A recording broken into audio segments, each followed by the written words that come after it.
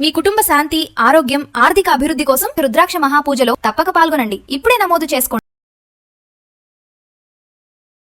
నమస్తే, సుమన్ టీవీకి స్వాగతం. ప్రస్తుతం మనతో ఉన్నారండి ప్రముఖ ఆధ్యాత్మికవేత్త మరియు శ్రీవిద్య ఉపాసకురాలు గీతా కుమార్ అమ్మగారు ఉన్నారు. వారిని అడిగి మనం బోల్డ్ అనే సందేహాలు నివృత్తి చేసుకుందాం. అమ్మ నమస్తే. అమ్మ శ్రీ గురుభ్యో నమః, శ్రీమాత్రే నమః. నమస్తే అమ్మా. అమ్మ, మనం ఈ మధ్యకాలంలో చూసుకుంటే ప్రతి ఒక్కరి ఇళ్లలో దేవుడి గదిలో విపరీతమైన ఫొటోస్ ఉంటాయి. అసలు నిజంగా దేవుడి గదిలో పూజా మందిరంలో ఏ ఏ దేవుడి ఫొటోస్ ఉండాలి, ఎన్ని ఉండాలి, ఒకవేళ ఎక్కువ ఫొటోస్ ఉన్న వాళ్ళు వాటిని తీసేయొచ్చా? అంటే ఎందుకంటే అమ్మ, ఏదన్నా పండుగ వచ్చింది లేకపోతే గ్రహణం వచ్చింది, ఇక ఈ ఫొటోస్ కడగడంలోనే వాళ్ళకి టెన్షన్ ఎక్కువైపోతుంది. ఇన్ని ఫొటోస్ ఉన్నాయి, నేనెప్పుడు కడగాలి, నేనెప్పుడు వంట చేయాలి, నేనెప్పుడు తినాలి. మీరు గత వీడియోలో అన్నారు, ఏకాగ్రత లేని పూజ నిజంగానే ఆ దైవం వరకు వెళ్ళదు. మరి ఇది కూడా అంతే కదమ్మా, దేవుడి పటాలు శుభ్రపరచడంలో కూడా ఏకాగ్రత ఉండాలి కదా? శుభ్రపరచడంలో కాదు, ఉమ్. దేవుణ్ణి మనం పూజ చేసే దాంట్లో ఏకాగ్రత ఉండాలి. ఉమ్. ఇప్పుడు ఏంటి అంటే, ఏ పుణ్యక్షేత్రానికి వెళ్ళినా దేవుడి ఫోటోలు తెచ్చుకుంటారు చాలా మంది. దేవుడు రూమ్ నిండా నింపేస్తారు, ఓ 30-40 ఫోటోలు పెడతారు. మళ్ళీ దీంట్లో ఏంటంటే విష్ణుమూర్తి ఒక 10 అవతారాలని, ఈయన వెంకటేశ్వర స్వామి, ఈయన పాలసముద్రం విష్ణుమూర్తి, ఈయన కృష్ణుడు, మళ్ళీ వాళ్ళల్లో అవతారాలు ఫోటోలు తెచ్చుకోవడము. అమ్మవారి యొక్క అవతారాలు, ఈమె బాల అమ్మ, ఈమె లలితమ్మ, ఈమె కామాక్షి అమ్మ, ఇలా పూర్తిగా నింపేసి వాటికి బొట్లు పెట్టేసి, ఇంకోటి ఇప్పుడు ఏమంటే జ్యువెలరీతో అలంకరిస్తున్నారు. అవునమ్మా. మళ్ళీ ఫోటోలకి అవును. విగ్రహాలకు అలంకరణ చేస్తున్నారంటే అది వాస్తవం, చేసుకోవచ్చు. ఫొటోస్ కి జ్యువెలరీ పెట్టడం ఏంటి? ఉమ్. ఒక బొట్టు పెడితే చాలు, అది కూడా మన సాటిస్ఫాక్షన్ కోసమే. ఆల్రెడీ అన్ని ఉంటాయి. అసలు కొందరు బొట్లు పెడతారమ్మా, దేవుడు అదేదో ఫేస్ సినిమాలో కూడా కనబడదు. అంత పెద్దగా పెట్టేసింటారు, చేతులకి ఎన్ని కాళ్ళకి బొట్లు. ఆ, బొట్లు తప్ప పాపం లోపల ఏ దేవుడు ఉన్నాడా అనేది కనపడదు. చూస్తాం ఇలాంటివన్నీ. ఆ. దీని పిచ్చి అంట నేనైతే. అంటే ఇంతకు ముందు పెట్టుకున్న వాళ్ళంటే ఒక్కటమ్మా, ఇంతకు ముందు జాయింట్ ఫ్యామిలీస్ ఉండేటివి, చాలా జనాలు ఉండేవాళ్ళు. ఒకరు కాకపోతే ఒకరు వర్క్ చేసేవాళ్ళు. అవును. ఒకరు తూడిస్తే, ఆ. ఒకరు కడిగితే, ఒకరు ఒకరు బొట్లు బొట్లు పెడితే, పెడితే. ఒకరు సర్దితే, అవును. ఇలా ఉండేది పూర్వము. ఆ.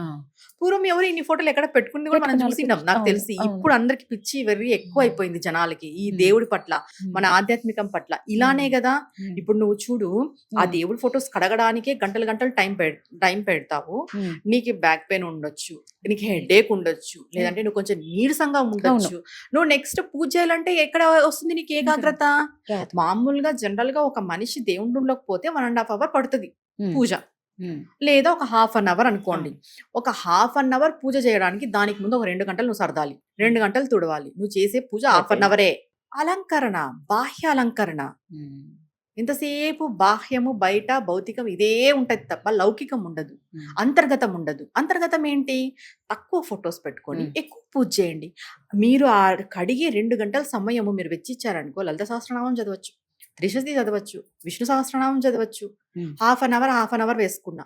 ఓ పంచోపచార పూజ ఒక 1/2 hour అనుకోండి. మ్మ్. ఎన్ని సంవత్సరాలు చదివిరి? మనకి ఏం చెప్తారు అంటే, కోటి పూజా ఫలితం ఒక స్తోత్రం అంటారు. నువ్వు కోటి పూజలు చేసినా కూడా ఒక స్తోత్రం చదివితే ఆ ఫలితం ఉంటది. కోటి స్తోత్ర ఫలితము ఒక మంత్రము.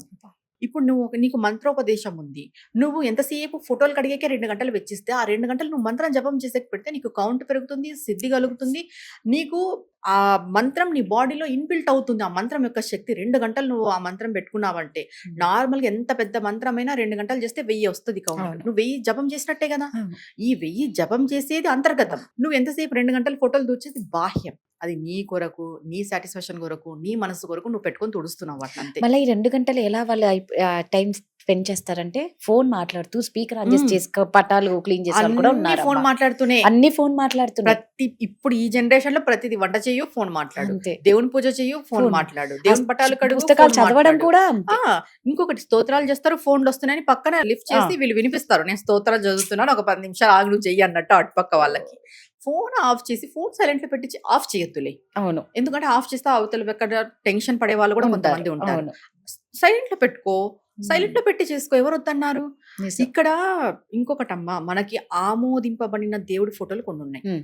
ఏంటి అంటే, మనకి ఆదిశంకరాచార్యులు చెప్పిన పంచైతన పూజ అనే ఉంది.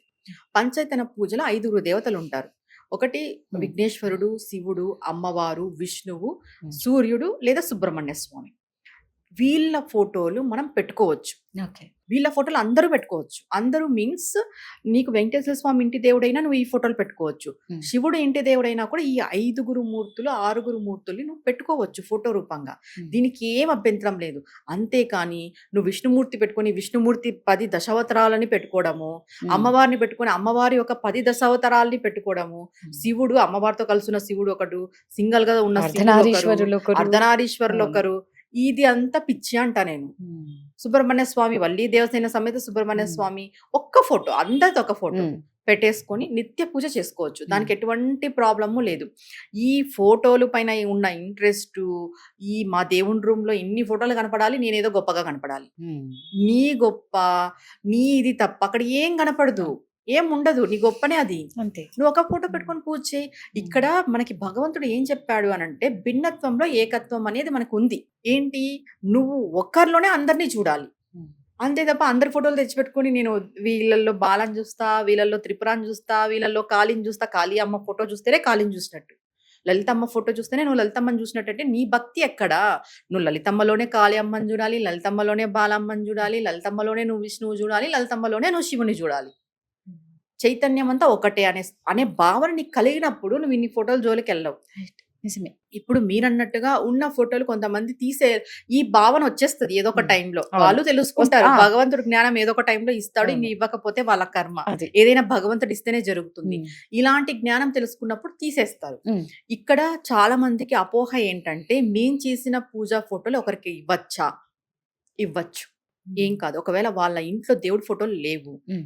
మీరు ఇవ్వాలి అనుకుంటున్నారు. వాళ్ళు అడిగారు హ్మ్. మిమ్మల్ని. ఇవ్వండి. మీ ఇంట్లో చేసేదైనా పూజే, వాళ్ళ వాళ్ళ ఇంట్లో ఇంట్లో చేసుకునేదైనా పూజే. నిజమే. ఆ ఇంట్లో పెట్టుకున్న అమ్మవారు ఒకటే, మీ ఇంట్లో హ్మ్. పెట్టుకున్న అమ్మవారు ఒకటే. వాళ్ళు భగవంతుడిని చేసుకుంటారు. ఇంకొకటి ఏంటంటే మనం అలా ఇవ్వడం వల్ల, అయ్యో! ఆ అక్క ఇచ్చింది. మేము ఖచ్చితంగా దీపం నిజం. పెట్టుకోవాలి. ఆ అక్క ఈ ఫోటోలకి చాలా బాగా పూజ చేసేది. నేను రోజు దీపం హ్మ్. పెట్టుకోకపోతే ఎట్లా? ఈ భావన కలిగి హ్మ్. వాళ్ళు కూడా భక్తి పరంగా వస్తారు. హ్మ్. ఇక్కడ ఏమైపోతుందంటే, మనం చేసిన పూజా ఫోటోలు ఇస్తే మన అదృష్టం అంతా వాళ్ళకెళ్ళిపోతుందేమో. హ్మ్. అంటే వాళ్ళకి కాదా భగవంతుడు? అంతే కదా! అంటే ఇక్కడ మనం చేసిన పూజ, మనం చేసిన మన దగ్గర ఉన్న ఫోటోల్లోనే భగవంతుడు ఉన్నట్టు వీళ్ళు భావన. నేను చేసిన పూజలోనే భగవంతుడున్నాడు. నా ఇంట్లో ఫోటోలోనే భగవంతుడున్నాడు. అంటే బయట ఎక్కడ లేడా భగవంతుడు? ఒక ఫోటో ఇవ్వడానికి ఎందుకు ఇంత ఆలోచన? నీ అదృష్టం ఏం పోదు. వాళ్ళు నిత్య దీపము పెట్టుకొని వాళ్ళు మారినారంటే ఆ పుణ్యం కూడా నీకే నీకే వస్తుంది. వస్తుంది. కరెక్ట్. చెప్పాలంటే. హ్మ్. ఇంకొకటి దేవుడి ఫోటోస్, గ్లాసెస్ ఉన్న ఫోటోస్ తీసుకుపోయి వాటర్‌లో వెయ్యొద్దు. హ్మ్. ఎందుకంటే చేపలుంటాయి. ఇంకోటి మనుషులు కూడా పోయి నిజం. మునుగుతుంటారు. అవును. వాళ్ళకి ఇబ్బంది గదా! హ్మ్. మనం అనుకుంటాము, మనం ఇక్కడ వాటర్‌లో ఫోటో వేస్తే అది హ్మ్. ఎవరికీ తగలదులే అని. హ్మ్. ఎప్పుడో ఒకసారి ఎవరికొకరికి తగిలినప్పుడు వాళ్ళు ఆ సెకండో, ఒక అరగంటో, ఒక గంటో బాధపడతారు చూడు. ఆ గంట మనకి రిటర్న్ పాపంలో వస్తుంది. ఏది చేసినా కూడా. ఇది గుర్తుపెట్టుకోండి. ఇంకొకటి ఎవరికైనా ఇవ్వచ్చు. టెంపుల్స్‌లో ఇవ్వచ్చు. పూజ చేసుకునే వాళ్ళకి ఇవ్వచ్చు. ఎక్కువ ఫోటోస్ పెట్టుకోవద్దు. హ్మ్. ఈ 5 మూర్తుల ఫోటోలు పెట్టుకోండి. ఇంకా ఈజీ అంటే ఒకటే ఫ్రేమ్‌లోనే 5 పెట్టుకోండి. హ్మ్. ఆ ఇంకా ఒక్క ఫ్రేమ్ ఈజీ. నీకు పెట్టేసుకోవచ్చు. మంచిగా టైం దొరుకుతుంది. అది. నిజం ఒక అమ్మా. దేవుడికి ఒక పంచపాత్ర, మనకొక హ్మ్. పంచపాత్ర, హ్మ్. అగరబత్తులు పెట్టేది, హ్మ్. నైవేద్యం పెట్టేది, 2 అబ్బా! కుందులు, ఒక ఫోటో. ఫ్రీ. హ్మ్. మంచిగా పూలు నిజం. పెట్టుకొని పూజ చేసేసుకోండి. ఇంకా మీకు జపం చేసుకోవడానికో, స్తోత్రం చేసుకోవడానికో, ధ్యానం చేసుకోవడానికి నిజం. ఎక్కువ టైం దొరుకుతుంది. ఈ హ్మ్. క్లీనింగ్ ప్రాసెస్‌లోనే మీరు టైం అంతా అయిపోగొడుతున్నారు. అవును. ఇంకెక్కడ మీరు కూర్చుంటారు? ఇంకోటి ఈ క్లీన్ చేయకపోతే మనసొప్పదు. ఒప్పదు. ఇంక ఇట్లా గ్రహణాల టైం ఉన్నప్పుడు అసలకే ఒప్పదు. అవును. క్లీన్ చేసుకోవాలా. ఖచ్చితంగా ఆ! క్లీన్ చేసుకోవాలా. గ్రహణం అవి ఉన్నప్పుడు. అవును. అంత టైం అక్కడ అయిపోయి, మీ హ్మ్. శరీరంలో శక్తి అయిపోయి, మీరు ఇంకేం కూర్చుంటారు దేవుని దగ్గర? కరెక్టే. కంప్లీట్‌గా తగ్గిచ్చేసేయండి. హ్మ్. ఒకటి ఇక్కడ ఏమైపోతుందంటే, సాధకులకి ఒకటి హ్మ్. చెప్తారు. హ్మ్. నార్మల్‌గా గృహస్థులు ఈ హ్మ్. ఫోటోస్ పెట్టుకోవచ్చు. హ్మ్. సాధన పరంగా ఉంటారు. సాధన పరంగా ఉండేవాళ్ళు ఏ దేవతా మూర్తినైతే సాధన చేస్తున్నారో, ఆ హ్మ్. దేవతా మూర్తిని ఒకటే పెట్టుకుంటే చాలు.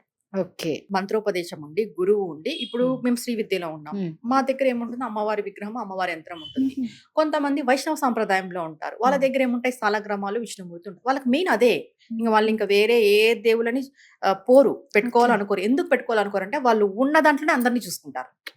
ఆ స్థితికి వాళ్ళొచ్చేస్తారు. ఆ స్థితికి రావాలనే ఒక్కటినే పెట్టుకో అని చెప్తారు. అది. ఒక్కరినే హ్మ్. పెట్టుకోవాలి అని చెప్పుకుంటాం. ఒకవేళ 5గురిని పెట్టుకోవాలంటే పెట్టుకోవచ్చు. మళ్ళీ ఇక్కడ ఇంకొక డౌట్ ఏమొస్తుందంటే, మాకి ఎల్లమ్మ కులదేవత, హ్మ్. పోచమ్మ కులదేవత, మాకి ఇట్లా అవును. వీళ్ళున్నారు.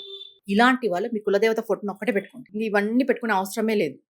ఎవరి ఇంటి దేవుడు వాళ్ళకి ఇంటి దేవుడి పైన చాలా నమ్మకం ఉంటుంది. ఇంకోటి ఉమ్. ఆయన మన ఇలవేల్పు కాబట్టి కంప్లీట్ గా మనల్ని రక్షిస్తూ వస్తాడు. ఉమ్. ఇలా రక్షిస్తూ వస్తాడు కాబట్టి మనం ఆయన ఫోటో ఒక్కటి పెట్టుకున్నా చాలు, ఇంకా మళ్ళీ ఇవన్నీ పెట్టుకునే అవసరం లేదు. ఓకే. ఇలా కూడా చేసుకోవచ్చు. ఎక్కువ ఫోటోలు పెట్టుకునే వాళ్ళు ఉంటారు కదా మైండ్ సెట్, ఉమ్. అలాంటి వాళ్ళు పెట్టుకోవద్దు. ఎంత తగ్గించుకుంటే మీకు అంత శ్రమ తగ్గుతుంది, మీరంత నిజంగా. భగవంతునికి దగ్గర అవుతారు. భగవంతుడికి దగ్గర అవుతారు. నిజమమ్మ, మీరు అన్నట్లు వాళ్ళ శక్తి, వాళ్ళ ఏకాగ్రత ఎనర్జీ అంతా అంతా అక్కడే పోతుంది కదా. అయిపోతుంది, అంత అక్కడే అయిపోతుంది. నెక్స్ట్ ఇక ఆకలేస్తూ ఉంటది, ఇక మ్మ్. తినాలి, ఇదే. ఇంకొకటి ఒక 30-40 ఫొటోస్ పెట్టేసుకొని 10 ఫొటోస్ అనుకుందాం, పెట్టేసుకొని నువ్వు ఎప్పుడు 3 గంటలకు లేస్తావు, 6 గంటల వరకు కడుగుతావు, బ్రహ్మముహూర్త కాలం అంతా అక్కడే అయిపోయింది. నువ్వు మంచి టైమింగ్, ప్రీషియస్ టైం అంటాం కదా, అలాంటి టైం అంతా వేస్ట్ చేస్తున్నావు. అదే నువ్వు తక్కువ ఒక ఫోటో 2 ఫోటో పెట్టుకున్నావు, 5 ఫోటోలు అనుకుందాం, షూట్ చేస్తావు, వెంటనే ఒక హాఫ్ అన్ అవర్ లో నీ వర్క్ అయిపోతుంది. 3:30-4 కి వర్క్ అయిపోతుంది. 4 నుండి నువ్వు పూజ పెట్టినా కూడా బ్రహ్మముహూర్తంలో చేసిన ఫలితం నీకు Correct. వస్తుంది. ఆ అకౌంట్ నీకు పడిపోతుంది. ఎందుకు టైం వేస్ట్ చేసుకుంటారు? భగవంతుడు సర్వము వ్యాపించి ఉన్నాడు. భగవంతుడు పూర్తి చైతన్యమూర్తి. ఆయన ఏదో మన ఫోటోల్లోనే ఉండడు, మన ఇంట్లోనే ఏం ఉండడు, సర్వము వ్యాపించి ఉన్నాడు. కాబట్టి ఫోటోలు అనేటివి తగ్గించుకొని మనం చూసుకుంటూ చేసుకుంటుంటే చాలు. చాలా చక్కగా చెప్పారమ్మా, ధన్యవాదాలు. నమస్తే అమ్మా.